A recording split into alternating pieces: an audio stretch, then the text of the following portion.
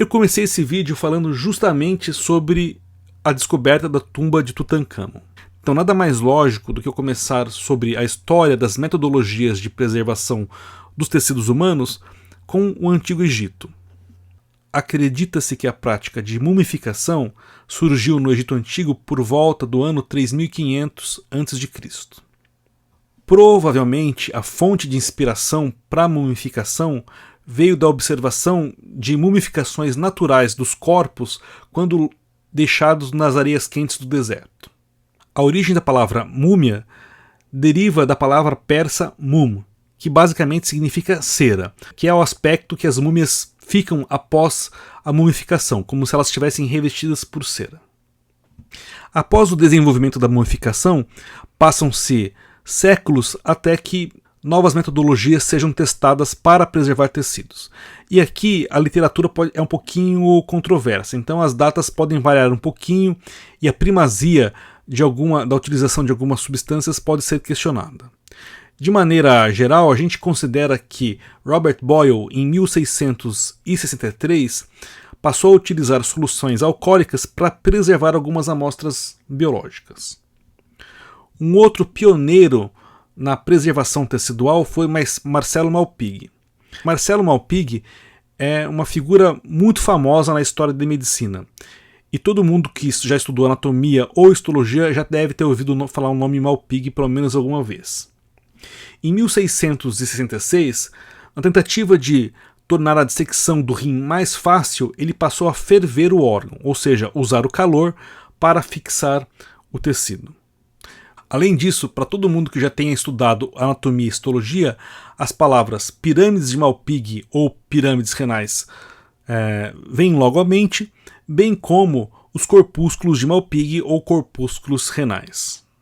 Porém, é no século XIX que há uma revolução nas metodologias de fixação histológica e também de processamento histológico. É curioso pensar que no início da microscopia, os microscopistas estavam mais interessados em projetar microscópios e menos em preparar as amostras. Tanto que entre os séculos 17 e 18 há pouco interesse em se estudar maneiras de preservar tecidos para análise microscópica. É no século XIX, por sua vez, que há uma explosão do conhecimento de tanto substâncias fixadoras como metodologias gerais de processamento histológico. Cabe lembrar que foi no século XIX, em especial no dia 7 de setembro de 1822, que a independência do Brasil foi proclamada. Qual a história por trás, então, do nascimento do conceito de fixação? Talvez o nascimento da fixação tenha ocorrido em 1833, quando Jacobsen passa a utilizar ácido crômico como agente endurecedor de tecidos.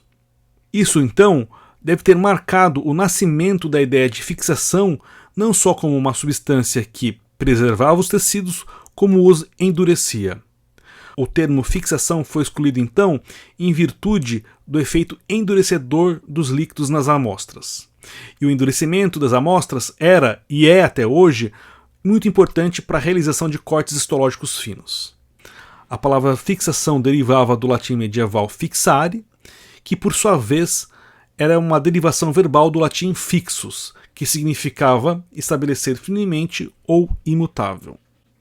Se a gente olha para uma linha do tempo do século XIX em relação às moléculas utilizadas como potenciais fixadores teciduais, a gente observa uma explosão de conhecimento. Começando então em 1833 com Jacobsen, que utilizou o ácido crômico como agente endurecedor e que provavelmente marcou o início do conceito moderno de fixação tecidual. É no século XIX que fixadores como ácido acético, tetróxido de ósmio, ácido pícrico, fixador de Zenker e solução de Bohn são desenvolvidos. Porém, nenhum deles se compara à utilização do formaldeído como fixador tecidual. A primeira menção do formaldeído como fixador tecidual acontece em 1892 por Trillat. Se a gente colocar então o desenvolvimento das técnicas de fixação tecidual no contexto das principais descobertas médicas, a gente observa então que no século XVII quando Robert Boyle começou a usar a solução alcoólica para preservação de tecidos. Isso aconteceu entre a descrição da circulação sanguínea por William Harvey, em 1628, e a descoberta dos micróbios por Leeuwenhoek, em 1677. Já a explosão de conhecimentos de soluções fixadoras no século XIX, ela acontece, então, junto, por exemplo, da primeira instância de anestesia cirúrgica por Crawford Long, em 1842, pelo desenvolvimento da teoria microbiana das doenças por Semmelweis, Pasteur e Koch entre os anos 1840 e 1870.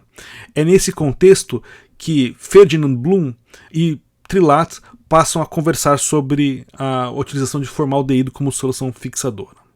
A grande molécula associada à fixação histológica é o formaldeído. Eu já antecipei que em 1892 Auguste Trillat fez a primeira menção da utilização de formaldeído como fixador tecidual. Porém, o cientista que foi o responsável pela descoberta do formaldeído foi o químico russo Alexander Butlerov, em 1859. Nesse ano, ao tentar sintetizar metileno glicol, ele percebeu um odor característico do gás de formaldeído durante a síntese dessa molécula. Butlerov então sintetizou o formaldeído na forma gasosa. Entretanto, passaram-se cerca de 10 anos até que a solução aquosa de formaldeído, que a gente hoje chama de formalina, tivesse sido produzida por August von Hofmann. Em 1867, Van Hofmann foi o primeiro cientista a produzir então a solução aquosa de formalina. O processo de produção industrial, entretanto, só foi patenteado em 1889, o que permitiu então a produção em escala comercial do formaldeído. Como eu falei anteriormente, a primeira pessoa a fazer uma referência do formaldeído como solução fixadora foi o químico e biólogo francês Auguste Trillat. Nessa ocasião, Trillat patenteou um método na França de produção de formaldeído como antisséptico e, durante esse trabalho, especulou se essa molécula poderia ser utilizada para fixar carne, plantas e cadáveres. Porém, o título de pai do uso do formaldeído como fixador tecidual cabe a Ferdinand Bloom. Foi em 1893 que Ferdinand Bloom passa a utilizar o formaldeído como fixador tecidual. O Dr. Bloom, curiosamente, não era patologista. Ele nasceu em Frankfurt, na Alemanha, em 3 de outubro de 1865 e se graduou em medicina pela Universidade de Freiburg. A sua história profissional cruza com o formaldeído quando uma companhia química alemã, chamada de Meister, Lucius e Brüning, o contrata para testar as capacidades antissépticas do formaldeído. Foi o Dr. Bloom que percebeu que a diluição de formalina 10% ou formaldeído a 4% tinha não apenas uma boa ação lenta germicida, como também tornava a ponta dos dedos de quem utilizava a solução enrijecida. Algo, aliás, que todo mundo que trabalha com formaldeído nos laboratórios de patologia percebe. Essa rigidez era a mesma observada quando se fixavam amostras em álcool e, como a gente falou previamente, se encaixava perfeitamente com o conceito moderno de fixação tecidual.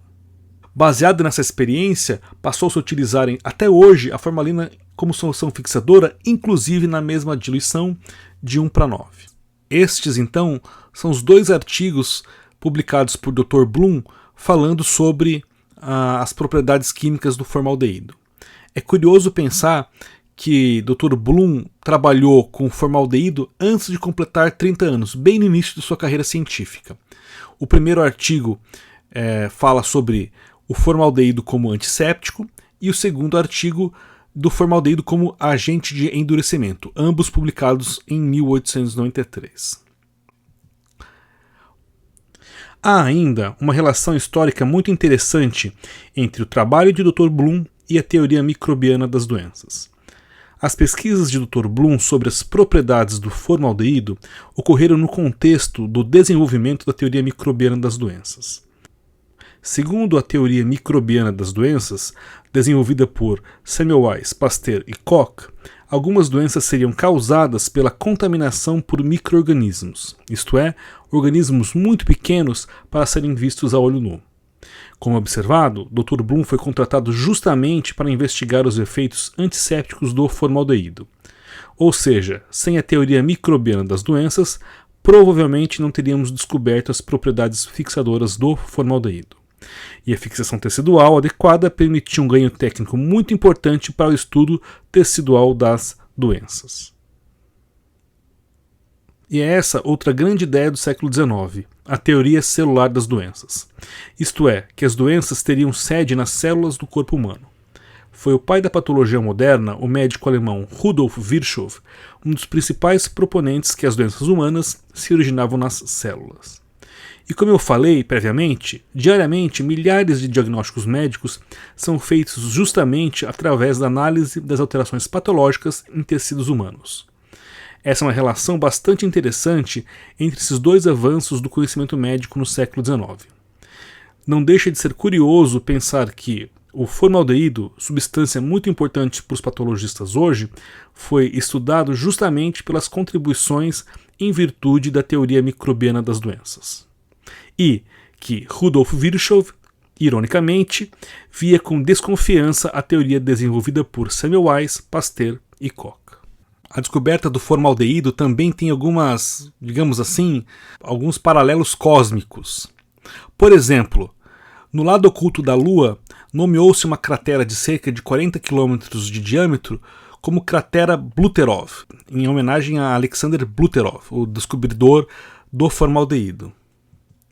Além disso, uma outra ligação espacial do formaldeído é que, em 1969, o formaldeído foi a primeira molécula orgânica poliatômica a ser descoberta no meio interestelar por radioastronomia. Desde então, tem se detectado formaldeído em outras regiões da galáxia. O que me faz imaginar que, se no espaço há formaldeído, provavelmente no espaço há patologistas.